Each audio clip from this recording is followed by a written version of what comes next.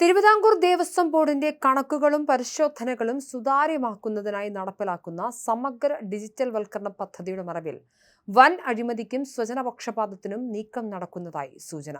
70 കോടി രൂപ ചെലവഴിക്കുന്ന ഈ വൻകിട പദ്ധതിയുടെ നടത്തിപ്പിനായി രൂപീകരിച്ച പ്രത്യേക പദ്ധതി നിർവഹണ സമിതിയുടെ പിന്നിൽ പ്രവർത്തിച്ചിട്ടുള്ള ഭരണപരമായ തീരുമാനങ്ങൾ അങ്ങേയറ്റം ദുരൂഹവും നിയമവിരുദ്ധവുമാണെന്ന ആരോപണം ഇപ്പോൾ ഉയരുകയാണ്.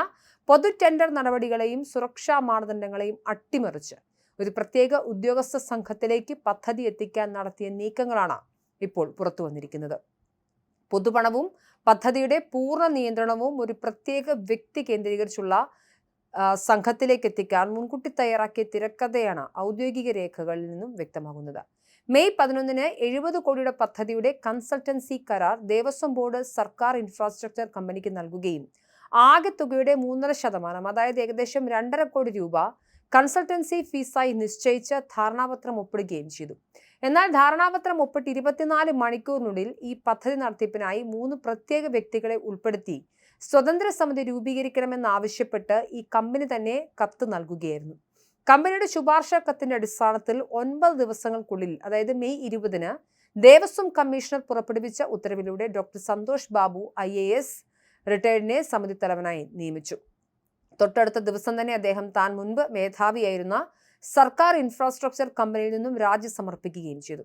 പത്രവാർത്തകളെ തുടർന്നുള്ള സമ്മർദ്ദം കാരണം വ്യവസായ മന്ത്രി 1.5 മാസത്തിന് ശേഷമാണ് ഇയാളുടെ രാജി അംഗീകരിച്ചത്. തുടർന്ന് ആക്ഷേപങ്ങൾ ശക്തമായതോടെ സർക്കാർ ഇയാളെ ഇൻഫർമേഷൻ കേരള മിഷനിൽ നിന്നും അടുത്തിടെ പുറത്താക്കുകയും ചെയ്തിരുന്നു. ഒരു സർക്കാർ പൊതുമേഖലാ സ്ഥാപനം എന്ന നിലയിലുള്ള വിശ്വാസ്യത മുൻനിർത്തിയാണ് ഇൻഫ്രാസ്ട്രക്ചർ കമ്പനി ഈ വലിയ കരാർ ഹൈക്കോടതിക്ക് മുൻപാകെ നേടിയെടുത്തത്.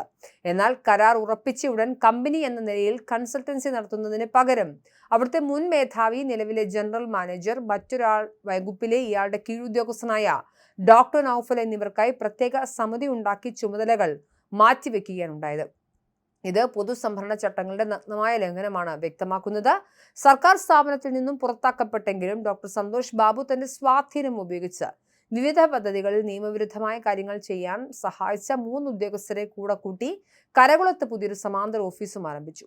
ദേവസ്വം മന്ത്രിയെ പോലും മുൻകൂട്ടി അറിയിക്കാതെ സെന്റർ ഫോർ മാനേജ്മെന്റ് ഡെവലപ്മെന്റ് മുഖേന ഈ സംഘം പുതിയ നിയമനങ്ങൾ നടത്താൻ തുടങ്ങിയിരിക്കുന്നതും ദുരൂഹത വർദ്ധിപ്പിക്കുന്നു. സന്തോഷ് ബാബുവും നൌഫലും സർക്കാരിനെ അറിയിക്കാതെ സ്വന്തമായി സ്വകാര്യ വിവര സാങ്കേതിക വിദ്യ കമ്പനികൾ നടത്തുന്നവരാണ് എന്നതും അഴിമതിയുടെ ആഴം കൂട്ടുന്നു. ഈ 3 അംഗ സമിതിയുടെ ഘടന പരിശോധിച്ചാൽ സുതാര്യത ഉറപ്പാക്കേണ്ട എല്ലാ ഭരണഘടനാ തത്വങ്ങളും അട്ടിമറിക്കപ്പെട്ടതായും കാണാം.